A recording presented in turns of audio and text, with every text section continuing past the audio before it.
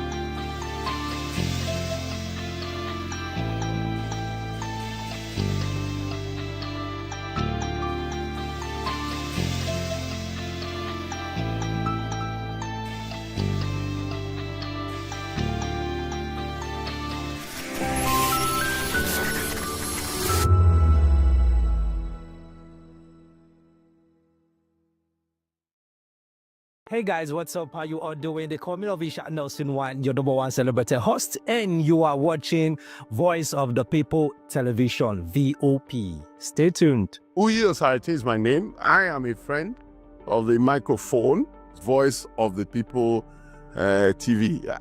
That name is unique, and the brand is very sweet. I like the packaging, picture qualities, camera qualities, and then of course, the quality of human beings I see sometimes on your channel. I talk and get paid, and I look forward to being in your studios. Oh yes, you are on to Voice of the People TV, live here in Benin City, the cradle of black civilization. What are you waiting for? Tune in, bro. VOP TV. Now you have more than a voice.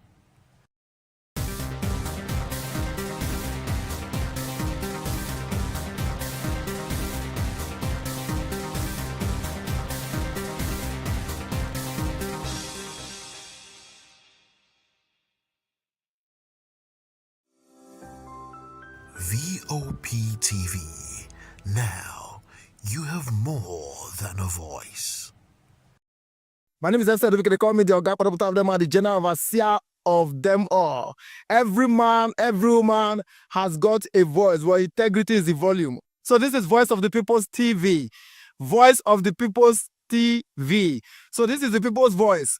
And the people's voice is the voice of God. That's the voice populi in Latin. The people's voice is the voice of God. So keep watching Voice of the People. In fact, my name is Voice of the People. Keep watching MC Adobe King. Thank you. Hey guys, my name is Kegan. I am Nigeria's biggest tech content creator, and I just wanted to give a quick shout out to Voice of the People TV. Keep watching, enjoy, and you're welcome. My name is MC Alamano. They call me Enjoyment Landlord. It's VOP TV. Keep watching VOP TV. Don't touch it down. Even if you want to touch it down, increase the volume. If you don't increase the volume, I told me. My name is Collins Agawabe, popularly known as No Maiden, but last, more than No Maiden. Or more. Not be also the cook right at the fry plantain. We keep on watching VOP TV. The voice of the people, the voice of Edo. If you don't want to get the authentic news for Edo the way it be, that's why they show and all the cut anything come on at VOP TV.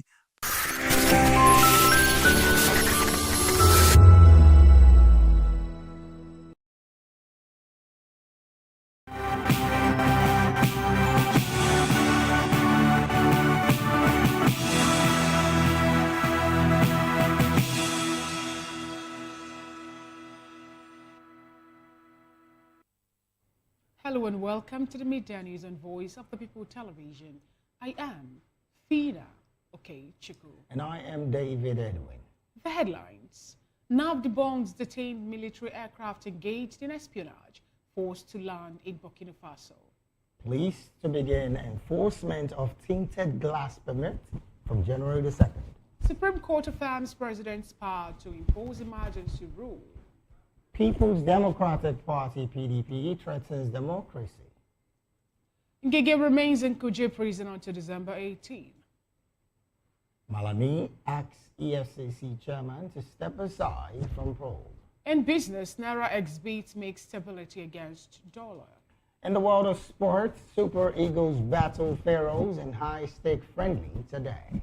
In entertainment, Spotify names Davido Omalay's hit most shared Nigerian song of 2025. Now the news and details. The Nigerian Air Force, NAV, has debunked as false all the claim and insinuations making the rounds of social media, alleging that a C-130 aircraft currently being held in Burkina Faso was forced to land on suspicion of espionage. It also dismissed reports that 11 crew members and engineering personnel on board the aircraft were intelligence officers, specialists trained on espionage activities, adding that at no time did NAF announce the release of the personnel by Burkina Bay authorities. Air Commodore Ehime Ejodame, who disclosed this in a statement yesterday, said the aircraft in question was on a duly authorized ferry flight to Portugal for scheduled periodic depot maintenance, a routine and mandatory life cycle requirement for military transport aircraft, and therefore has no operational tasking or mission of any kind. According to Air Commodore Ejodame, the flight was covered by necessary flight documentation, including provisions for diversion in line with international aviation procedures. He added that the precautionary landing at Bobo de Lasso was initiated strictly on safety grounds in full compliance with standard aviation protocols. He also said that at no time was the aircraft intercepted, forced to land, or found operating without authorization, adding that claims of airspace violation or hostile intent are fabrications intended to misinform and flame public sentiments. Though he said interactions with Burkina Bay authorities and NAF crew have remained professional, as the detained crew have contacts with their families. He stressed that, contrary to online speculations, there was no official statement from NAF claiming that the crew had been released. Moving on, the Minister of Defense, Christopher Musa, says the operational capacity of terrorists, bandits, and other criminal groups has been significantly degraded across multiple theaters. Musa spoke at the 2025 Chief of Army Staff Annual Conference held at Abauti Barracks in Lagos State. He attributed the gains to the courage of troops, improved planning and execution, and stronger joint and multi-agency operations. The minister described the conference as a key platform for reviewing the Army's operational readiness and aligning future strategies with national security priorities. Lagos State Governor Babajide Sanwo-Olu said there can be no lasting development without security, stressing the need for a capable, disciplined, and professional military. He added that the Lagos State government remains committed to supporting the Nigerian Army within the state and beyond. Still in the news, the police headquarters in Abuja says it has resumed the enforcement of tinted glass permit policy pending the final determination of the matter currently before the court. Recall that a federal high court sitting in Warri, Delta State, had on October 2nd this year issued an interim injunction restraining the Inspector General of Police, IGP, and the Nigerian Police Force, NPF, from implementing or enforcing the recently announced tinted glass permit policy slated to commence on October 6, 2025. The order followed a motion by John Ayipopo Martin, who sought to stop the police from proceeding with the enforcement of the policy, which he described as unlawful and burdensome to citizens. But Force Public Relations Officer Benjamin Hundein said the decision to resume the enforcement of the policy follows a careful review of emerging security concerns and the need to ensure the safety of all citizens, adding that the enforcement of tinted glass permit will resume on January 2nd, 2026. Elsewhere, 18 passengers have been kidnapped along the Bini-Akure Highway near Obarenre village in Edo State. The kidnappers reportedly fired sporadically before taking their victims into the bush. Edo State Police spokesperson Eno Ekodem confirmed the abduction and said a joint security operation has launched a manhunt for the suspects. Moving on, security officials say troops under Operation Mesa has rescued 3 of 5 residents abducted in a recent attack at Lakwaya village, Guarozo local government area of Kano State. The victims were taken during an overnight raid. Captain Babatunde Zubeiru, Assistant Director of Army Public Relations at the 3rd Brigade, said the rescue involved personnel from the Nigerian Army, Air Force, and the police force. Away from that report, the Borno State Police Command has recovered an unexploded ordnance in Maiduguri, averting a potential explosion and threat to public safety. Police spokesperson ASP Kenneth Dasso said the device was discovered beneath a telecom mast at Chokum in the federal low-cost area. They said the Commissioner of Police immediately directed the EOD CBRN team to the scene. The team cordoned off the area and successfully rendered the device safe, in line with standard procedures.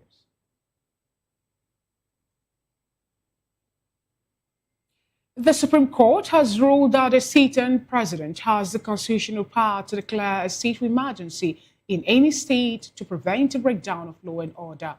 Delivering the lead judgment in a split decision, Justice Mohammed Idris held that Section 305 of the Constitution empowers the President to take extraordinary measures in an emergency.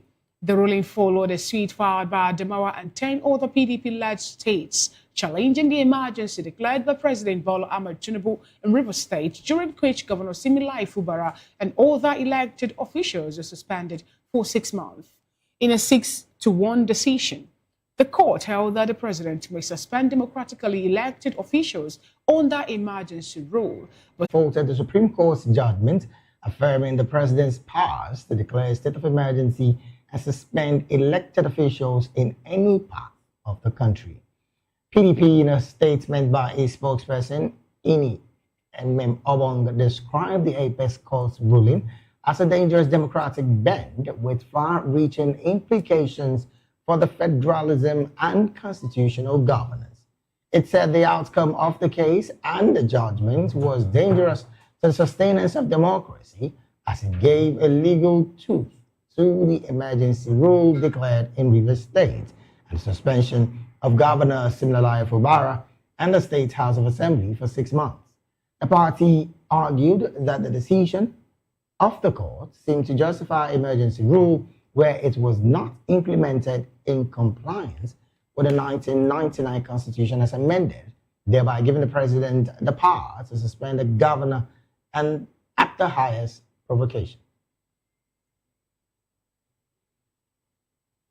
still on legal reports, Justice Miriam Hassan of the Federal Capital Territory High Court, seated in Gorimpa, Abuja, has ordered that former Minister of Labour Chris Ngobwezengege be remanded at the Kuje Correctional Center until December 18.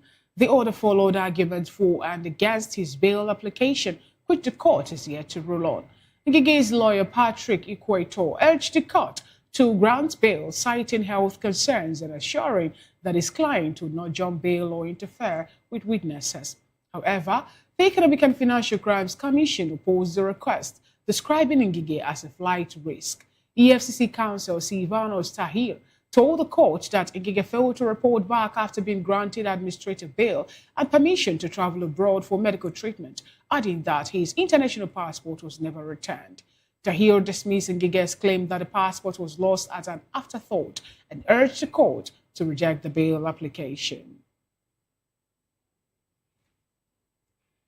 Meanwhile, the former Attorney General of the Federation and Minister of Justice, Abubakar Malami, has called on the chairman of the Economic and Financial Crimes Commission to recuse himself from an ongoing investigation and threaten prosecution. Malami described the probe as a politically motivated witch hunt, alleging that it is driven by personal animosity following his recent defection to the African Democratic Congress. He claimed the EFCC chairman harbors a long-standing grudge linked to the Justice Ayo Salami Judicial Commission of Inquiry, which investigated corruption allegations within the commission during his tenure. Malami argued that the EFCC cannot conduct a fair or objective investigation under its current leadership. He therefore demanded the EFCC chairman step aside and that the case be transferred to another agency to ensure impartiality and public confidence. Now to legislative matter. The House of Representatives Joint Committee on Petroleum Resources has intervened in the dispute between Dangote Refinery and the Nigerian Midstream and Downstream Petroleum Regulatory Authority. The committees have invited both parties to present their grievances and appealed for a halt to media hostilities pending the investigation. Chairman Ikenga Ogochinyere and Henry Okojie expressed concern that the tension could undermine recent stability in the sector. Ogochinyere said the committee acted swiftly to prevent escalation and stressed that a clear understanding of the issue is needed for the National Assembly to broker a lasting solution in the post-subsidy era. Still on some legislative matters, the Senate is advocating for electronic and integrated civil records to improve national planning. Chairman of the Senate Committee on National Identity Cards and National Population, Victor Omer, made the call at a public hearing in Abuja on a bill to establish a digital civil registration system for births and deaths. Omer said the reform would ensure every birth and death in Nigeria is accurately recorded and align the country with global best practices. Senate President Godswill Akpabio, represented by Deputy Chief Whip Peter Nweboyi, emphasized the accurate vital registration is key to data-driven governance and national security. National Population Commission Chairman Aminu Yusuf noted the amendment are timely and would enable the use of technology and interoperable platforms across the government agencies.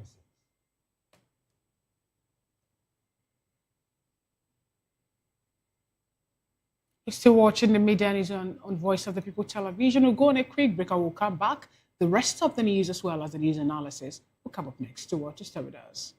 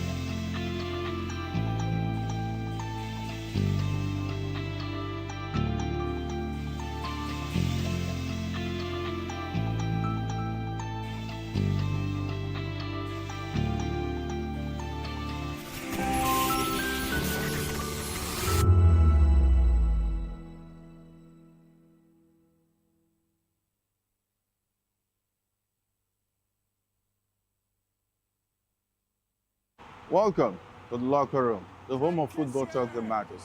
I am Jerry Arpillon. Join us every weekday, Monday to Friday at 5 p.m. Nigerian time, as we share the hot takes and hot debates in the exciting world of football. And joining me are the usual suspects, Ikechukwu and Mayowa, as we break down all the hot takes and everything that's happening in the football. Don't just watch football, live it with us. Catch us on the locker room and Voice of the People television at 5 p.m. Nigerian time. And like I always say, if not going to the talk, please discuss. Are you ready for the extraordinary? Something big is happening on your screen.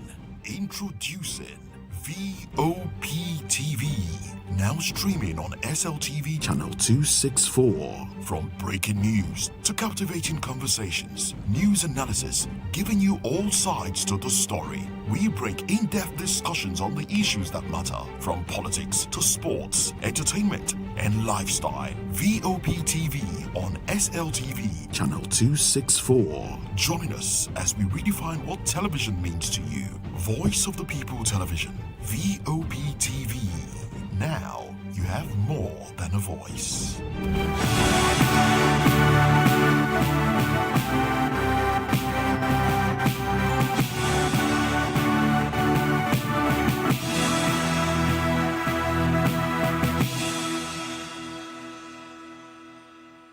Glad to have you back. It's still the Media News and Voice of the People Television, and it's time for the Media News Analysis.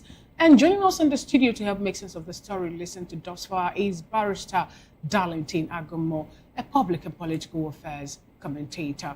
Good afternoon, Barrister Darlington. Good afternoon, Fina and David. How are you? Hi, very well, thank Good you. to have you join today's Media News. I'm okay. All right, Barrister, without wasting much time, let us start from the judgment passed by the Supreme Court yesterday about the right of the president in carrying out or in declaring a state of emergency in any state here in Nigeria. Some lawyers or the part of the judges that were there, during that judgment yesterday, some were of the opinion that yes, the president has a right to not just declare state of emergency, but can suspend elected officials. They cited Section 305 of the Nigerian Constitution, but another judge was of the opinion that the president cannot suspend elected officials, be it the governor, the deputy governor, or even the State House of Assembly, saying he does not have that power to. Please help us walk around this, because people are confused. Supreme Court should be the court that will explain in details, make it more simple, that what the Constitution talked about regarding some of all this that Nigerians are being confused about. But it's more like they went for that to confuse Nigerians the more. In fact, we are beginning to see a contravention of our laws. And the Supreme Court is unfortunately aiding and abetting this, because most of their pronouncements are not explicit. They bring more confusion into their word, into their judgments. And this is why people have taken into interpreting the law according to their whims and caprices, which is not helping us. I expected the Supreme Court to be explicit in some of these things, knowing fully well the implications of what they are saying. For example, this particular section 305, yes, state of emergency. It is not enough to say the president have the right to declare state of emergency, but there are conditions precedent for him to do so. Is that not true? That is why it was clearly stated in the judgment. It said validly, when something is valid. That means due process has been followed before you cannot declare state of emergency. But from what the Supreme Court is saying now, it looks like they are just saying that the president can wake up and declare state of emergency anywhere and then suspend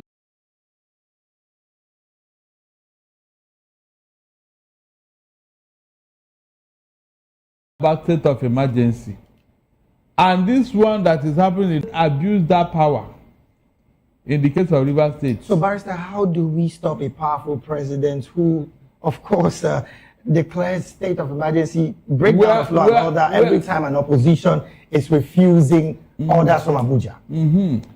It is to start what? Impeachment proceedings against him. That's the only alternative, nothing else. To tell him that what you did is outside your powers. In the first place, before you can even do that, that is why that word validly was included in the judgment of the Supreme Court. Validly, when something is valid.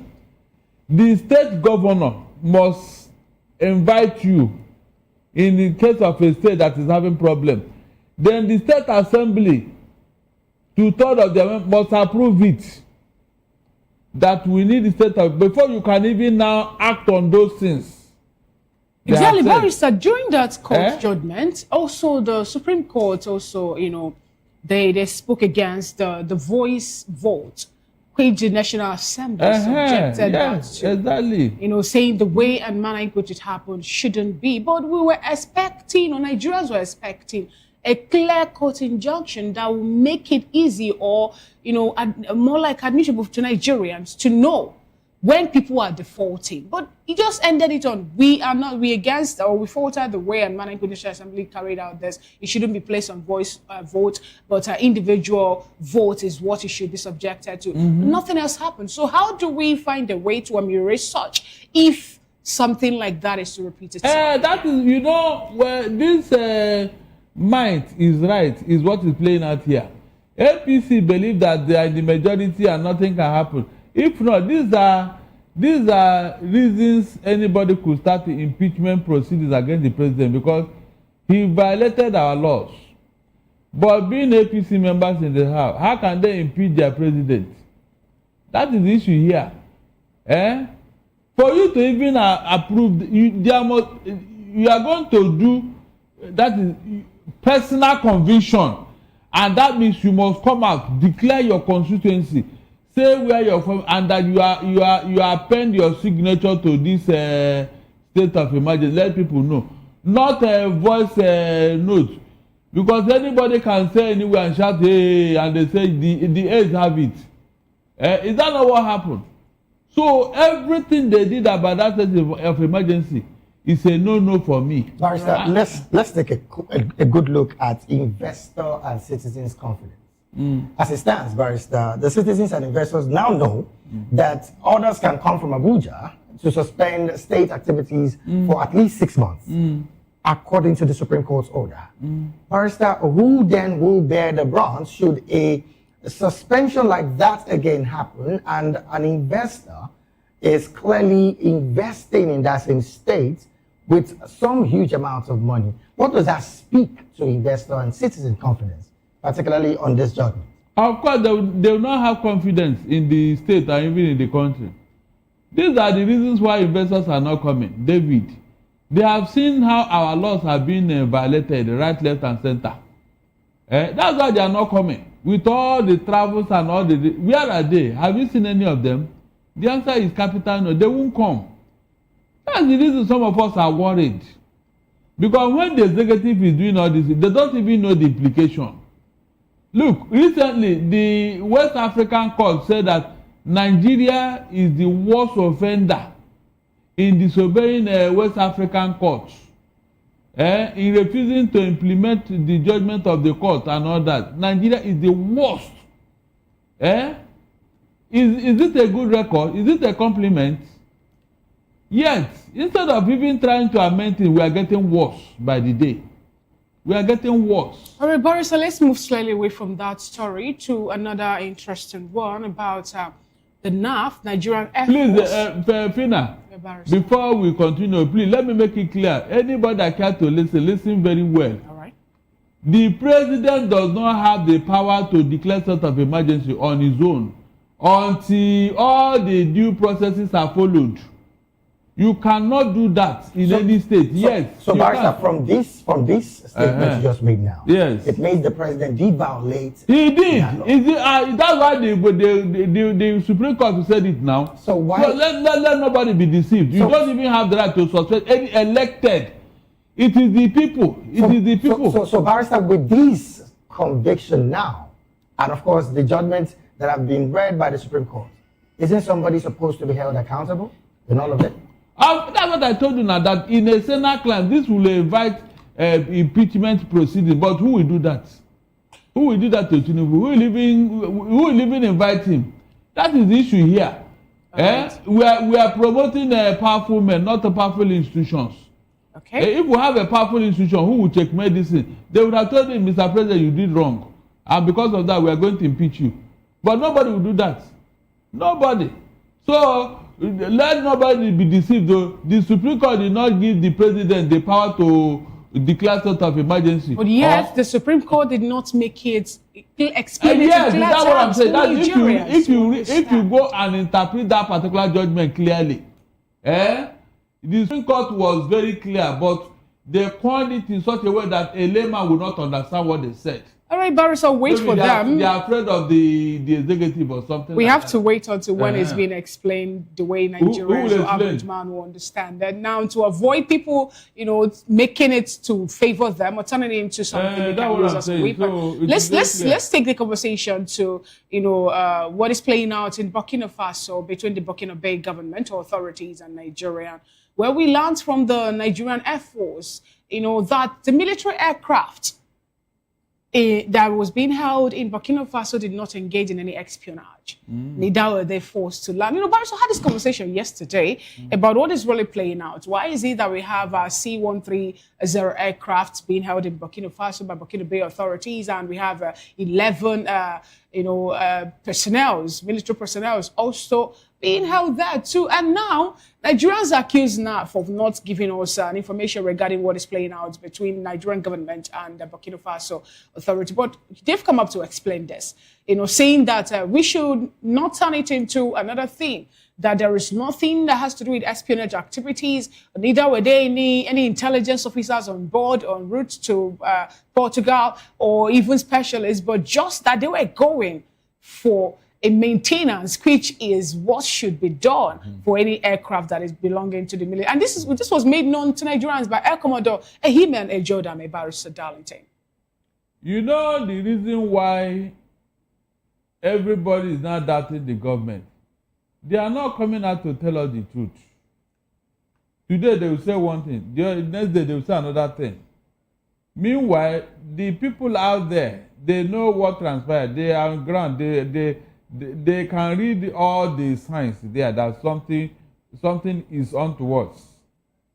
Look, if this is a mistake that occur in the normal course of your profession, as an Air Force man, you are supposed to be in the air, and anything can happen in the air. You will call for what? For help.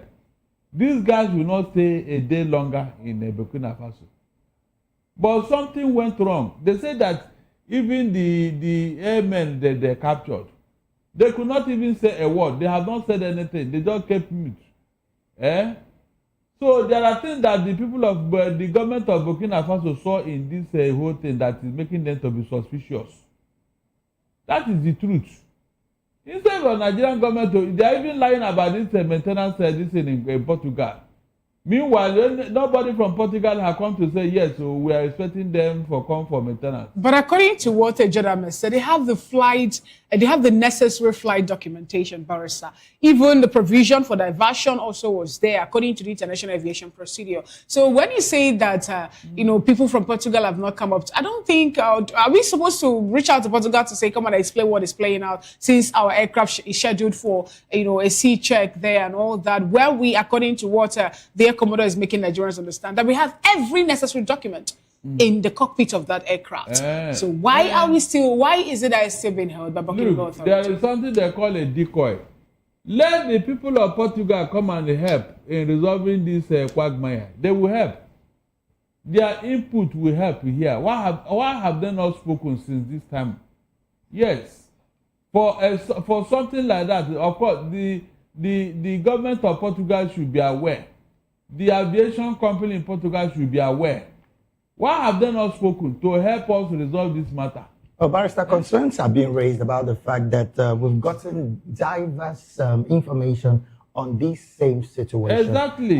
First was the part where some Nigerian officials did say that the personnel have been released up until the foreign affairs minister came up and said, look, these guys are still in Burkina Faso. So how much of a confidence do the Nigerian national security have to explain to Nigerians? look, later they will tell you that you are demarketing Nigeria, you are not patriotic, but they are the worst offender. They are the worst offender in demarketing Nigeria. Because how can you not tell your people the truth so that they will know how to even defend the country if need be? You will lie to us, and later you now recanted. So what should I be doing as a Nigerian? No, tell me, what should I be doing as a Nigerian when I cannot get the real facts from my government? Now that the whole thing has escalated, Is it not damage control that they are not doing? How can the people now side with the government in this matter after you have lied to everybody? Well, interestingly, Barrister, under previous administrations, similar cross-border frictions were quietly resolved with ECOWAS. And of course, under this present administration, we've not seen anything of such. Yes, under their watch, the ECOWAS are now scattered. Should we say Nigeria has lost her respect, particularly on leveraging on what it once was as the big brother in West Africa? When you say lost our respect, is an understatement. We have dropped the ball on all fronts, economically or politically or militarily. Anywhere you can look at it, Nigeria have dropped the ball. And that is why we are getting this embarrassment and insult from Burkina Faso. That is why we are getting this insult from small Burkina Faso. That's what happens when you refuse to do the needful, when you refuse to take responsibility, when you refuse to do the needful, the right thing at the right time. This is what Nigeria is suffering today because of bad leadership at home. So, when you have refused to do what you're supposed to do, this is what comes out with it. Nigerian government is, in fact, I don't know how to describe it. Seriously, if you are Nigerian, there should be some shame on your face because of what Burkina Faso is doing to us now. A small country. A small country. Burkina Faso is a sovereign nation, and then for the past, I think 2 weeks or thereabouts, your C-130 is still held there with the military president. But let's bring it back. Benin is equally a sovereign nation, but they called us for help when they need our rights. Abi? Well, let's wait and see what plays out, because this is more like a developing story. But Barrister, let's bring it back to Nigeria, where the Nigerian police headquarters in Abuja have come up again to remind Nigerians that second day of January 2026, that they will begin to reinforce the tinted glass permit policy. Recall that a certain court in Warri, Federal High Court sitting in Warri, Delta State, in October 2025, October 2nd, 2025, gave an interim injunction restraining Inspector General of Police and entire NPF, Nigerian Police Force, from carrying out this. So what do you have to say about the fact that a tinted glass permit policy is coming back again January 2nd? The reason the Nigerian Police Force gave is that we're having an alarming increase in the issue of insecurity. So they are finding a way to curtail and also mitigate it to the barriers minimum. The matter in Warri, has it been judged? It's an interim injunction. Yes. It has not been resolved, Abi? Yes. Yeah, the police want to go ahead against court order. You can see. You can see. Please, David and Fina, have you had or have you seen cases whereby this tinted glass has become the reason for insecurity in Nigeria? When terrorists, kidnappers and bandits want to kidnap people, did they go on tinted glasses car? Don't they come openly and park an entire school? But there have been some that have been reported. Some that did what? How many people will you pick inside a car with the tinted glass? Is either a bus or they use their motorcycle as usual. Is that not what they used to take mass people into kidnappers den and all that? Is it tinted glass? Please, somebody should tell me. Is it tinted glass that is the problem here now? The answer is capital no. They want to make money out of this, nothing else. But police is not, is not a revenue generating. No, it doesn't matter. So how are they going to, make money or reckon more funds? Really? Of course, some people contravene that policy. Some people are going to. Some people don't even know whether their car have tinted glass on. Are you aware? Some people don't know. They will just be driving on their own until one police officer says, "Hey, stop there, stop there."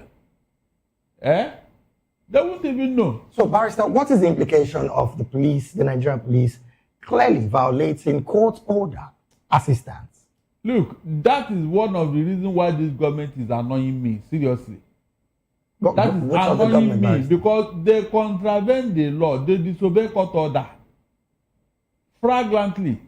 they disobey court order. So, without but looking Barrister, at- what's the position of the National Assembly in all of this? If we're seeing the agency of government clearly contravening court order, and then the National Assembly is also not vocal about it, what's the implication of the National Assembly's quietness in this situation? Because January 2nd is just a few days from now, Barrister. A National Assembly that is populated by APC people, Abi. You want them to tell you that the government the government of their party is doing the wrong thing. Which National Assembly will do that?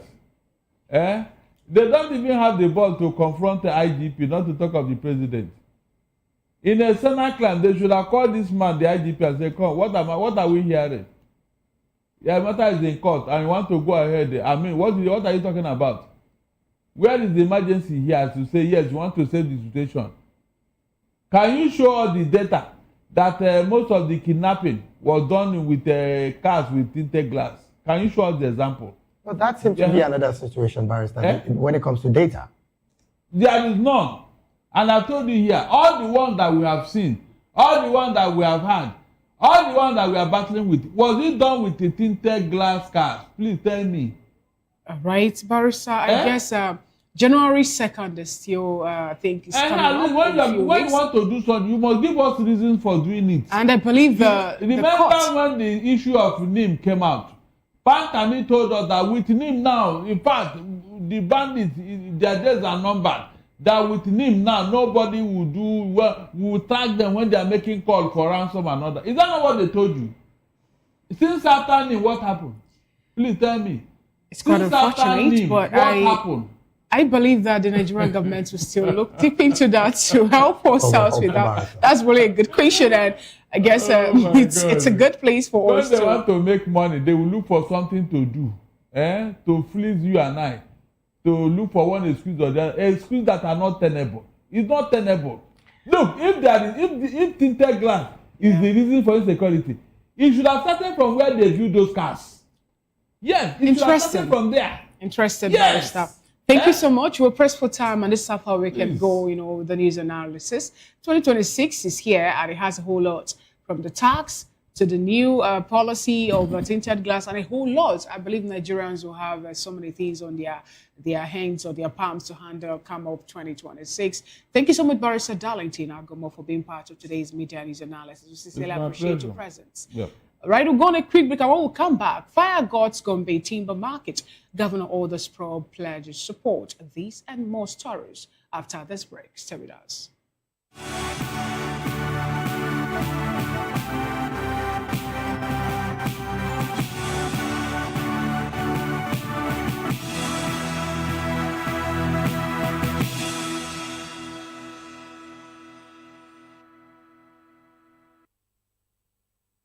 Welcome back. It's still VOP Media News and Voice of the People Television.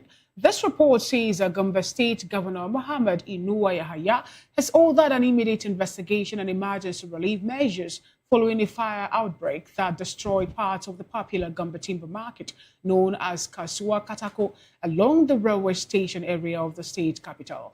The event, which occurred on Monday night after traders had closed for the day, raised several shops and goods, leaving many traders counting heavy losses. In a statement issued by the Director General Press Affairs Government House, Ismaila Misili, the governor described the incident as painful and distressing, noting that it had disrupted the livelihoods of many hard-working residents who depend on the market for survival.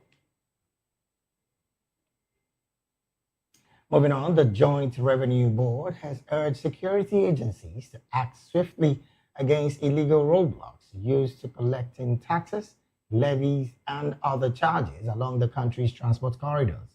A call was made in a communique issued after the board's 158th meeting in Abuja. The court also called for the complete abolition of road stickers and similar instruments, whether issued by state or non-actors, saying their use is illegal. This report says that students are calling for fair implementation of the federal government's nationwide ban on admissions and transfers into senior secondary school 3 in public and private schools aimed at curbing examination malpractice. Voice of the People's Television's Matthew Ogunsuada has more in this report. To curb examination malpractice, the Nigerian government has announced a nationwide ban on admission and transfer into senior secondary school 3 in both public and private schools. The Federal Ministry of Education made the announcement through a statement signed by Boriowo Folashade, the Director of Press and Public Relations. Folashade explained that the decision follows growing concerns over rising cases of examination malpractice, including the use of the so-called special centers during external exams. According to the statement, the new policy will take effect from the 2026-2027 academic session. Admissions and transfers will now be restricted to senior secondary school 1 and 2 only, while moving into SS3 will no longer be permitted under any circumstance. As Voice of the People TV, we got the opinion of students towards this new policy. What I think is that they should only admit students from SS1 and SS2 because you don't know the background where the other students are coming from. If you admit them in SS2, you don't know the background they are coming from. They might be coming from some schools that do examination malpractice. Not all schools that do it, Sha. So they might be coming from a background that maybe some public schools or some other school that do examination malpractice. Then they come to a private school. And the private school is known that they don't do any examination malpractice. They now take them SS3. They write WAEC, JAM, then they catch them doing examination malpractice. They can just they drag the name of the school into the mud. I feel that students being allowed in JSS1 and JSS2 and SS1 and SS2 into other school is like it's extra from another school that is of lower standard can come to a school of higher standard, and the child might not know how to develop himself within that school community, which can limit him or her, leading to lower grades and school dropouts. I think that instead of doing only SS3, they should start working on ways to keep them from doing examination malpractice like that. Start hiring people, start examining people. When they catch one, they should show everybody like the punishment for all these things, so they should stop. As the new policy takes effect in the 2026-2027 academic session, all eyes remain on schools and regulators to ensure full compliance. For now, many students remain hoping that this new policy would help strengthen Nigeria's education system and curb examination malpractice for good. Matthew Ogunsuada, reporting for Voice of the People Television. Thank you so very much, Matthew, for that report. Elsewhere, Governor Monday Okpeholo has inspected ongoing roadworks on Ogege and Old Sapele roads in Benin City, urging contractors to accelerate progress. Our Benin correspondent, Rhoda Johnny, has more in this report. Governor of Edo State, Monday Okpeholo, on Sunday carried out an unscheduled inspection of ongoing construction on Ogege and Old Sapele roads in Benin City. Speaking during the inspection, he said the visit was to assess progress, noting the dry season offers a limited window for speedy completion. While satisfied with the quality of work, he directed contractors to increase the pace to meet timelines. Now that I'm here, I've seen the extent of work they are doing, and they are doing very well. And I still need them to buckle up to be faster than what I'm seeing now, because we just have 5 months for the dry season.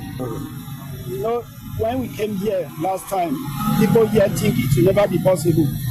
The reason why we do this road is because of what I heard over the radio, that a child died on this particular street. Erosion took a child away. And that is the essence of me visiting at that time. But today, in the next few days, it will become a history.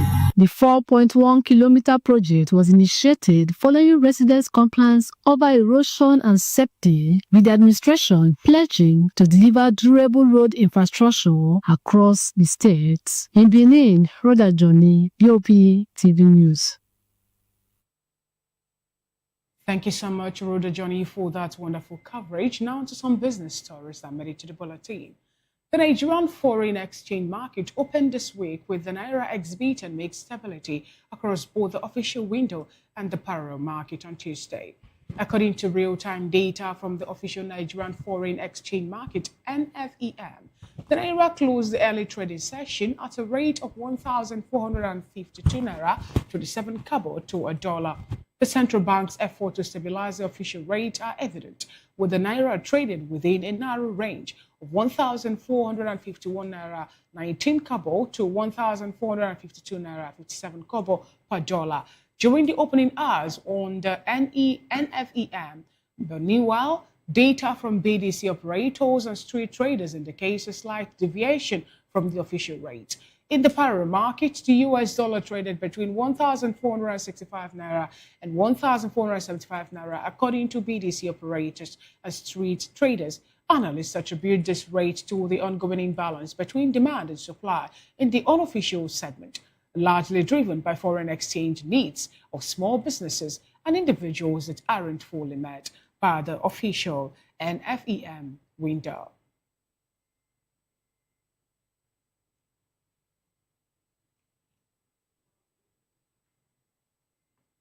And from that business story, we'll go straight talking sports. Super Eagles goalkeeper Francis Uzoho has expressed gratitude for his recall to the national team, saying it's an honor to represent Nigeria. Uzoho revealed he maintained contact with teammates, including fellow goalkeeper Stanley Nwabali and Amas Obasoji, during his absence. Uzoho believes his recall is a testament to his readiness, stating that only prepared players get called up. With 35 caps, the 26-year-old shortstopper is looking forward to contributing to the team again, especially after missing the 2023 AFCON.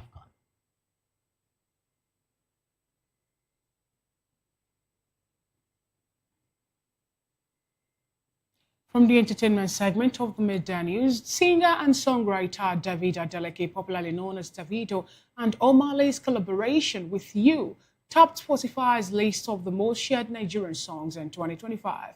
Spotify, in its 2025 rap data for Nigeria, say the track emerged as the most forwarded and reports the song across private and public digital spaces.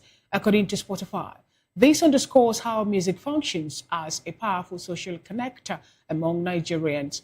Rema's phone followed closely at number 2, dominating Snapchat and Instagram platform, where music share is tied to self-expression.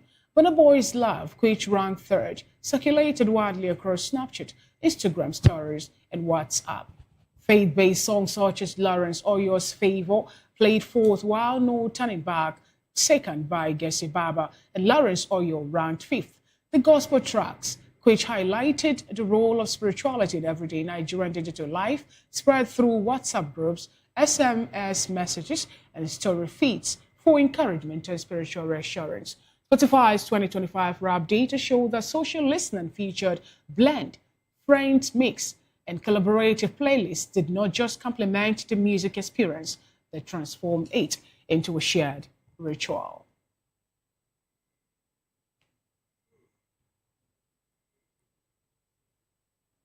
And that is it on the Media News and Voice of the People television. Do also subscribe to our YouTube channel.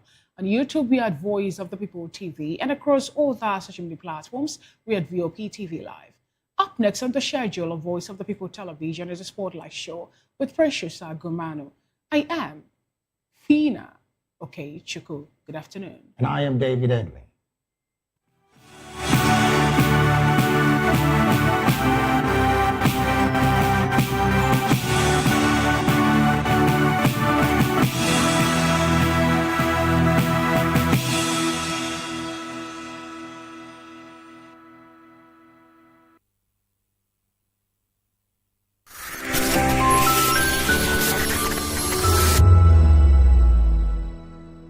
In a world where truth is the ultimate power and opinions scream the loudest, it's time to wade through the noise. Hunger no get tribe! Hunger no get religion! And scan the human interest and trending topics that matter. Stay tuned to The Issues, your plug to the stories making the buzz, from politics to science and technology, social justice, and more. Let's tackle the tough questions and expose the truth. The Issues on Voice of the People television, Mondays to Fridays, 8 to 9 p.m. The issues. Don't just react. Understand. This is African News on Voice of the People Television, where we don't just bring you the news, we bring you Africa's heartbeat, the policies that shapes our world, and the economy that determines our future. African News on Voice of the People Television. Stay with us. In a world where power shifts with every headlines, news breaks and events happens, we bring you unbiased and explicit information on politics, economy, and state of the nation. We break down the chaos. Facts, not fluff. Truth, not spin. We discuss not just politics, but a glimpse into the future. Voice of the People Television. Now you have more than a voice. My name is Tao Familoni, and here's to VOP TV. Keep watching, stay tuned, do not touch that dial. Arararara, my name is Made Kuti, and you're watching VOP TV. Keep watching. Welcome, my name is Zika Davis. Distinguished ladies and gentlemen, boys, viewers, everybody, boys and girls. This is VOP TV. Do you know what that means? Voice of the People TV. You don't have a voice, don't come here. You better make sure your voice is heard. This is Health Check, your weekly guide to better living, smarter choices, and trusted answers. From everyday wellness to urgent health issues, we've got you covered. Health Check, only on Voice of the People Television, where your health has a voice.